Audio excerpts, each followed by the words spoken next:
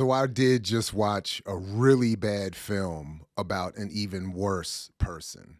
I mix what I like, what I like, what I like, what I like, what I like.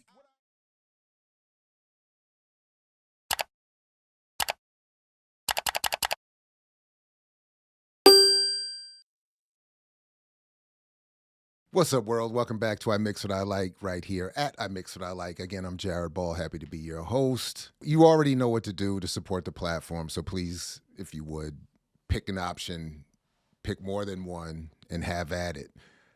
I can't help it. I am born and raised in the Reagan era. Of course, the man died during my wedding.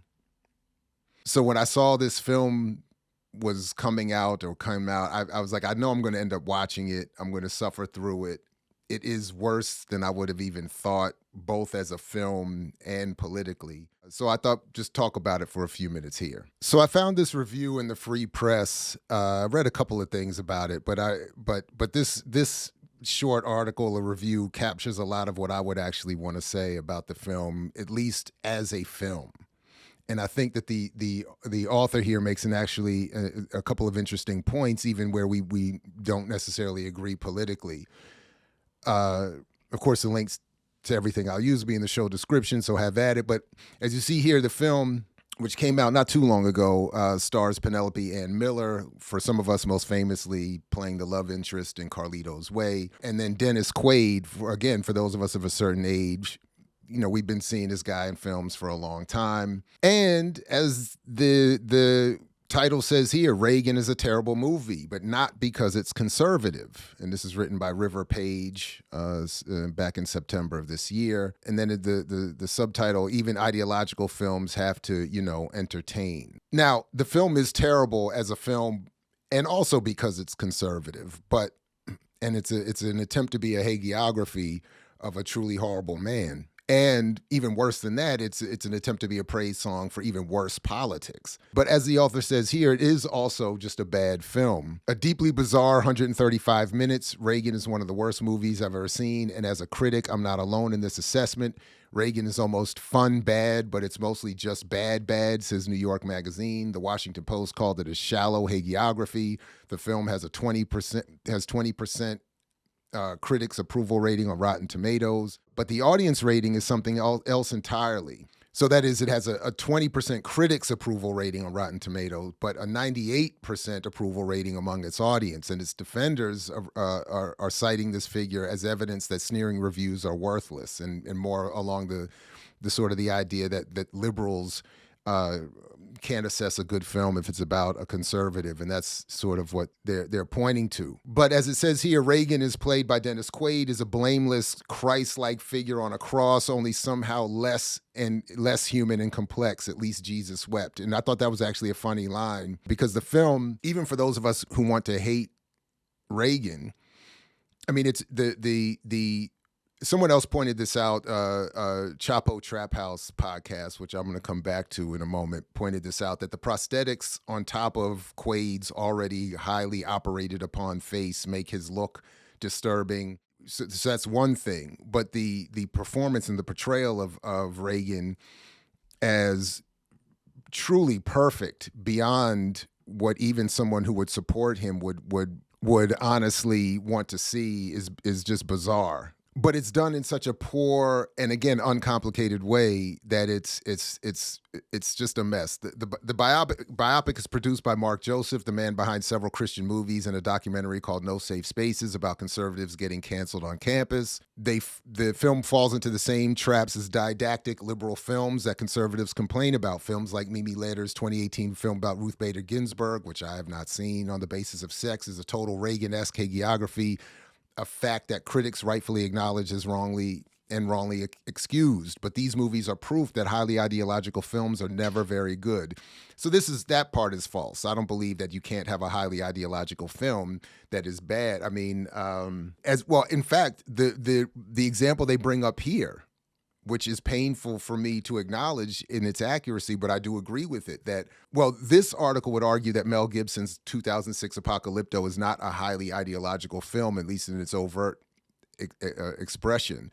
I would disagree with that, just as I would disagree that you know, even films I love, like The Godfather, is itself a highly ideological film. I don't think there's such a thing as a film that cannot be highly ideological. It's just a matter of how overt and how you display that ideology. And what they say here, I agree with. And this summary here, I think, is really excellent in terms of why what the author is saying here about Gibson's film and Apocalypto being a good example of how to do your ideology. So in other words, I disagree with this author in saying that there's a difference in high or low ideology. It's just it's not, they're all high. It's just a matter of how it's carried out and what is its presentation of that ideology. And I agree with the author here that Mel Gibson did an incredibly good job of not necessarily masking his ideology, because I don't think that's done, but in presenting it in a way that entertains and makes a very good film. And I do not like Mel at all as a person, but I have to acknowledge that I think Apocalypto is a great film. And I like what is said here. With just one quote at the beginning of the film, one short, subtle ending scene, Gibson makes his thesis unambiguous to anyone who bothered to consider it. Mayan civilization was rotten to the core, and its colonization by European Christian powers was both justified and positive development. The difference is that Gibson makes his point, and the viewer is invited to consider the thesis instead of bashing us over the head with it. A viewer can disagree with Gibson's thesis, even object to it, and still find the movie to be a thrilling epic about the resilience of the human spirit, which it is. However we define this human spirit thing, I do agree it's an excellent and thrilling epic. And it starts with this quote here. This is the quote that they mean, the Will Durant statement: "A civilization is not conquered from without until it has destroyed itself from within." And then it closes with the arrival of the Spanish priests. So Gibson, a traditional Catholic, is obviously presenting the arrival of the Spanish and the priests as a positive, but you don't get it delivered in the nonsensical way that this Reagan film delivers it. Now, just quickly, a couple of things. What you get in the film is, as others have pointed out, and again, I'll put the link in it because I actually like in many ways, I like the El Chapo Trap House podcast, this gathering of left of center, maybe even Marxist, communist affiliated leftist white boys, and at times a woman or two might pop through there. But and it's funny. I often think it's somewhat intelligent, but it's limited, and the whiteness and the youth and the limited, the complete, as is often the case, insufficient, even sophomoric engagement, if at all, with Black and African world history is it just exposes itself, including in their episode here about this one. But one of the points that they do make is that, I think accurately, is that the film is just a sort of paint by numbers, step by step Wikipedia approach to Ronald Reagan's life. An uncritical Wikipedia approach, sort of step by step, and it's again a poorly done film. So you first of all get it told to us, narrated from the perspective of a Russian spy played by John Voight, the highly conservative right-wing Republican. And for instance, one of the errors at the Chapo Trap House, and I don't know to what extent other viewers might be making this mistake, they get wrong saying that the use of Voight's character as a narrative framing device, in other words, having Reagan's life narrated to us from the perspective of an aging Russian spy, Soviet spy, who was tasked with monitoring Reagan, and apparently, according to the film, back to when Reagan was just a teenage lifeguard, which is just absurd. But they use it as a way to tell Reagan's story. But and Chapo says that it's just a way of saying "and then," which is correct. Like, and then this happened, and then this happened. But it's more about maintaining. I would argue it's more about maintaining a strict condemnation of communism in Russia. So much of the point of the narration is to praise American capitalism with consistent self-referential jabs at the Soviet Union and communism from the perspective of this aging spy. So that's one of the reasons, I think the reason we get this narrative device, because we can constantly get these pepperings of, for instance, the young man that Voight's character is talking to, who's asking him about how to save the future of Russia. Says something praising communism, and Voight's character says, communism isn't the heart of Mother Russia. It's the It's the art and the ideas and pointing to some of his favorite people. So it's just that kind of constant thing. And in fact, Voight argues that Reagan almost basically in the film wants us to believe this single-handedly brought down the Soviet Union. In fact, there's this ridiculous scene where Reagan is sitting reading, and his wife Nancy comes to sit next to him, and she's pointing out that he's doing all this self-study into the history of the Soviet Union, and the narration confirms this self-study that Reagan engaged in to become a self-taught expert. And then you see Nancy sit down to him, almost kind of like you see pictured here, and he tells her, I've got the everybody's talking about this and that, but what they don't see is that we can just outspend the Soviet Union. And it's as if that is the single reason why the Soviet Union, quote unquote, collapsed. And then to say, so they oversimplify that, and then they say that it was Reagan's single hand, like he devised this idea all by himself. It's beyond absurd, even if you wanted to believe that this guy was the superhero that he wasn't. This isn't the way. This is just a ridiculous way to do it, but that's what the film does. You get a whole lot of pro-religion, anti-union, Hollywood equals gay communists in the description of Reagan's early rise, running the union, the Screen Actors Guild. And they depict Reagan as single-handedly fighting and removing all of the Russian influence from the communist influence from Hollywood. And you see a Trumbo character, a Dalton Trumbo character, who is depicted in some brief. Again, they don't really tell you who he is or what the history was, but if you know the history, you see Dalton Trumbo arguing with Reagan, and Reagan proudly acknowledging that he's snitching to the FBI against the communists, and this is, of course, praised in the film. The film also, by the way, simultaneously does not talk about black people at all, does not talk about race at all, except to show you how back when he was in high school, Reagan on the football team fought segregation by housing black players at his parents' house while they were on the road, and those players couldn't be housed in segregated hotels or something to that extent. So he solves segregation without having, obviously, to engage in any struggle or civil rights or policy, because that never even comes up in the film. So there's no, even when you see him depicted as the governor of California, there's no Panther standoff. There's nothing discussed about race at all. There's even as they go through a montage about Reagan's life during his presidency, you get at most this vague reference to people protesting him, but again, it's just sort of this vague gay rights. I don't even think they demonstrate that. A lot of the demonstrations were anti-nuclear demonstrations against Reagan. It's just some vague, not everybody was thrilled with him type of thing, and then they just show you this, the gay hordes mad at him. But again, nothing about his nothing about the specifics about what he was or was not saying about HIV/AIDS, what he was or was not saying about race. You see him shut down the airline workers strike, but you don't see any real discussion of what that meant or why they were wanting to strike, or it just shows, hey, legally they're breaking the contract, we can fire him, and then he's just shown as a strong. But there's no.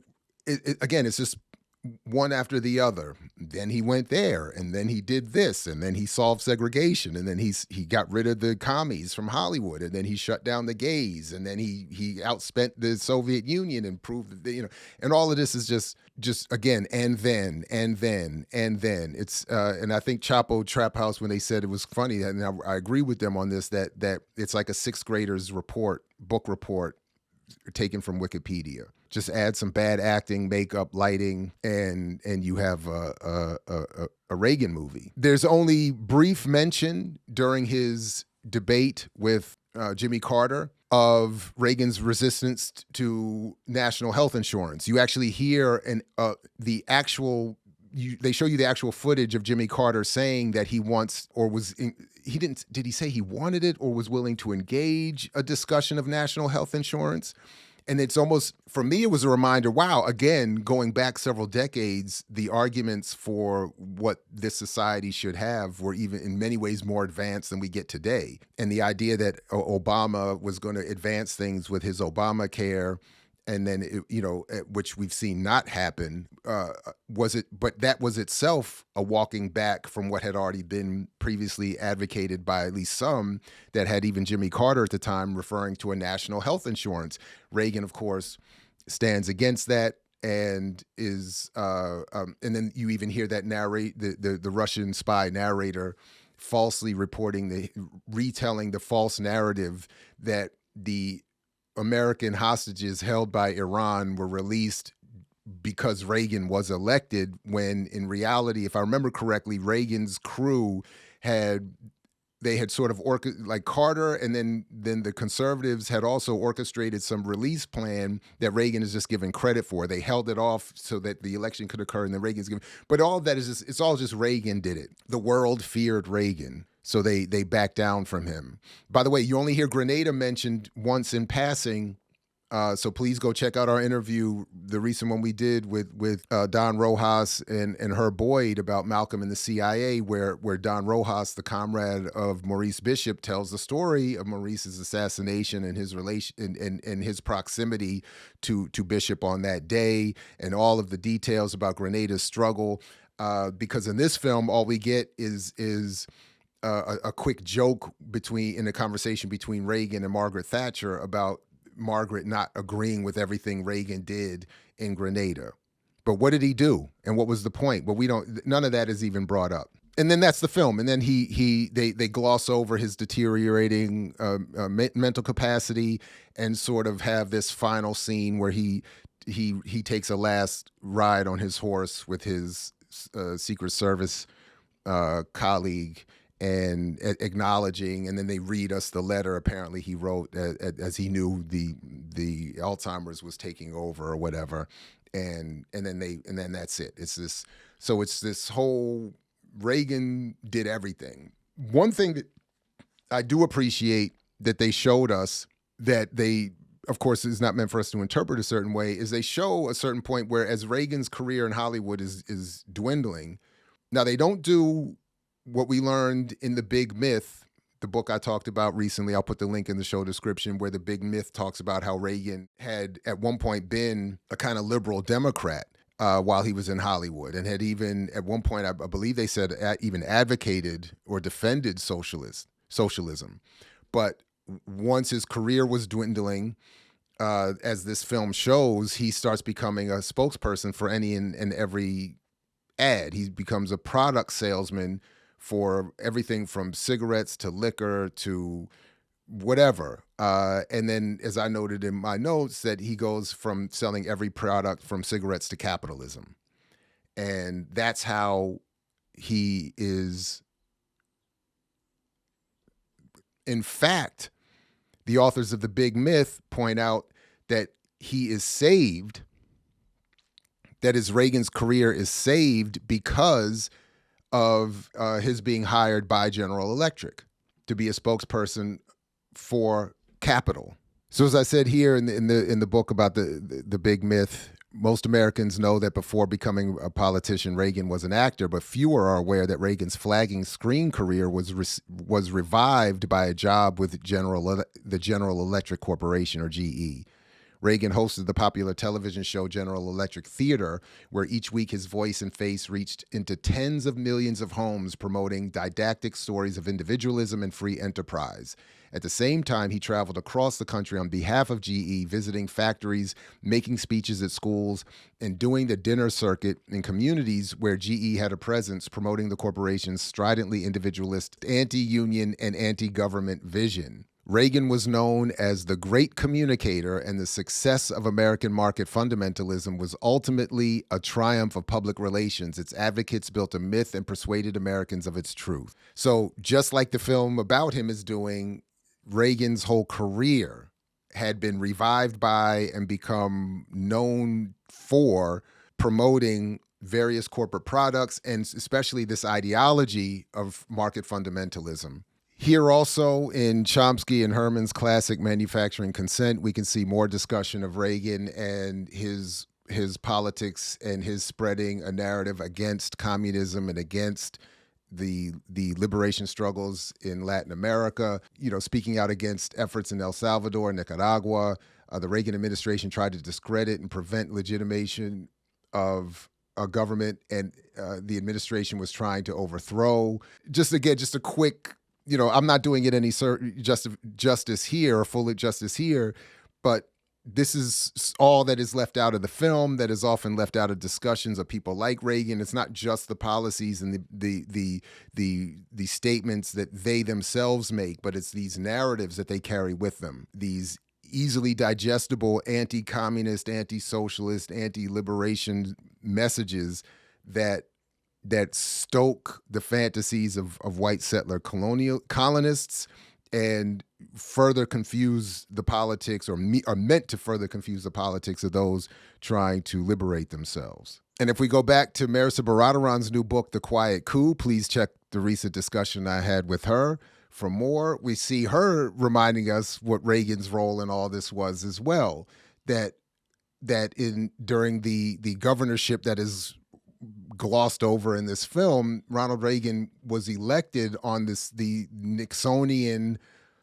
vibe of leading a war on crime, which of course is a metaphor, has always been a metaphor for suppression of liberation struggles, primarily Black liberation struggles.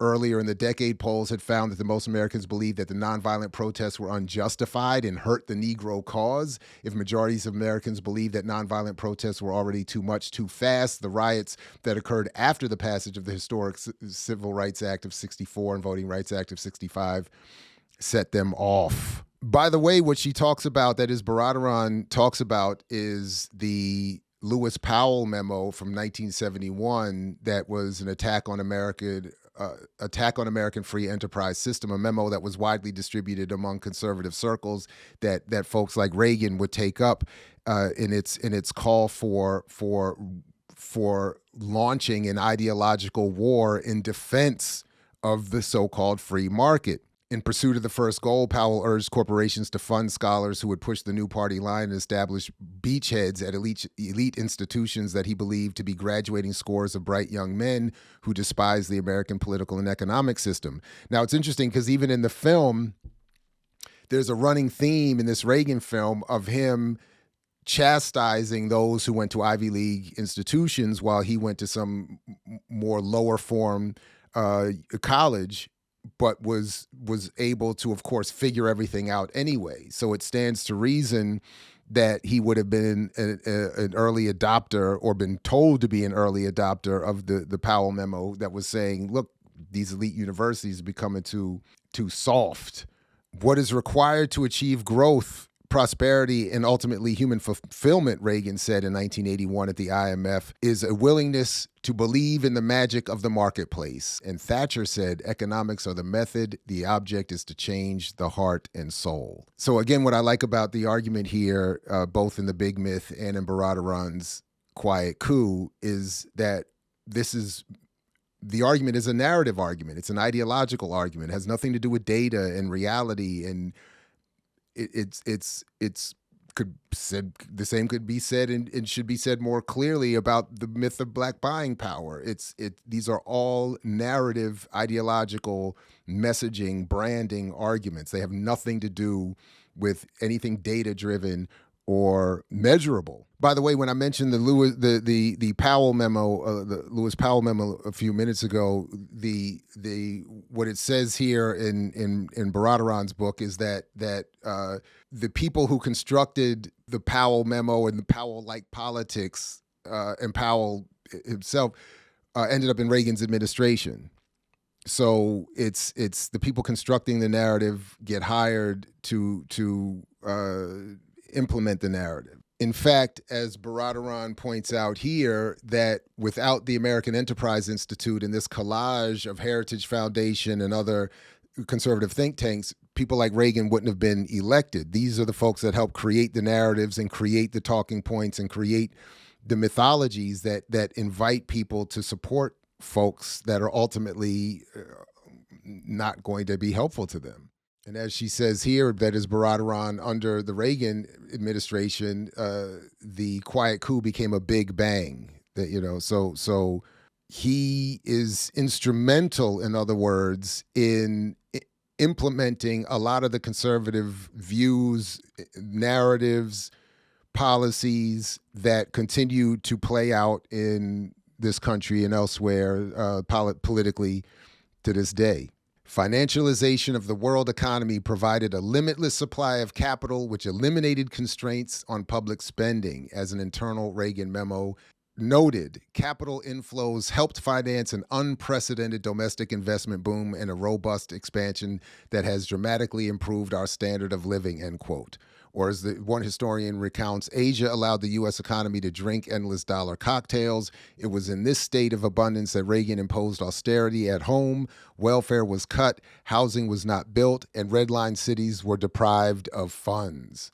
So, in other words, and this is more detailed, obviously, in Baradaran's work in The Big Myth, that as the mythology around free market fundamentalism was being promoted and concocted and narratively driven through politicians like Reagan and the policies that they supported and enacted, all of the mechanisms that provided more and more wealth and profit to the ruling elite occurred in tandem with and parallel to austerity and withholding for everybody else.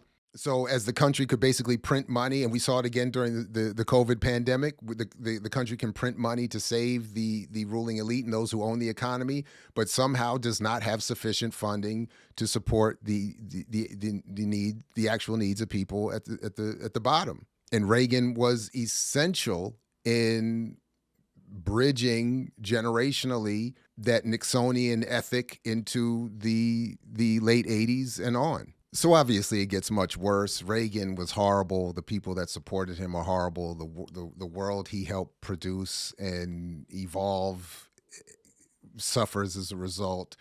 And I'm not doing any of it justice to just how bad a person Reagan was, or even how bad this movie about this bad person was, or how bad this movie about this bad person promoting even worse politics and ideas into the world actually is. But I did watch the thing. I checked a couple of these references for some reminders. By the way, we got one more in Margaret Kimberly's Prejudential book. The unfortunately too short section on Reagan does a lot that the film didn't do either. So just quickly, a couple of points that the film completely ignores because it glosses over Reagan. I mean, glosses over race almost entirely. But Reagan, as Kimberly reminds us, launched his 1980 political campaign in Philadelphia, Mississippi. And why Philadelphia, as Margaret asks? Because that's where James Chaney, Michael Schwerner, and Andrew Goodman were killed during the Freedom Summer of 1964. So this was Reagan's use of the so-called Southern strategy that is a heightened appeal to white Southern racism to get more support than the multicultural hordes who were going to offer their support to the Democrats. Part of what that Southern strategy was to give that symbolic dog whistle or overt whistle, political whistle, by launching his campaign in that highly ignoble space. He did, as Kimberly reminds us, the welfare queen nonsense, blaming black women for destroying the resources of the country through welfare, which of course has never been more than 1% of the federal budget. Referring to the welfare queen and black men as bucks, young bucks. His resistance to the Dr. King holiday, national holiday. Ooh, and I wish John Judge was still alive so we could have a conversation about the competing wings of the ruling elite that were represented in both Reagan and his vice president George Bush, and the failed assassination attempt of Reagan, which is brought up, of course, in the film to make him more of a heroic figure a la Trump, but glosses over that conflict. And in the film, George Bush I don't think he has any scripted contribution. You see him just pictured in passing, but there's no discussion. You don't hear from him. He's a non-figure. This former head of the CIA with a ruling elite legacy in this country that is extensive. He doesn't get nothing because, again, as John Judge was trying to teach me some years ago, and I just never followed up on it, is that they were competing ends of the ruling elite. But that's all of that is glossed over in this attempt to not only glorify Reagan, but to glorify all of the anti-communism, all of the anti-black, all of the anti-progressive politics that Reagan ever represented and represents to this day, symbolically, posthumously. All right. Just wanted to share that. Thanks again, good people. Do all the things. Appreciate you. Peace only if you're willing to fight for it, as Fred Hampton used to say. And we'll catch you next time right here at I mix what I like, what I like, what I like, what I like, what I like.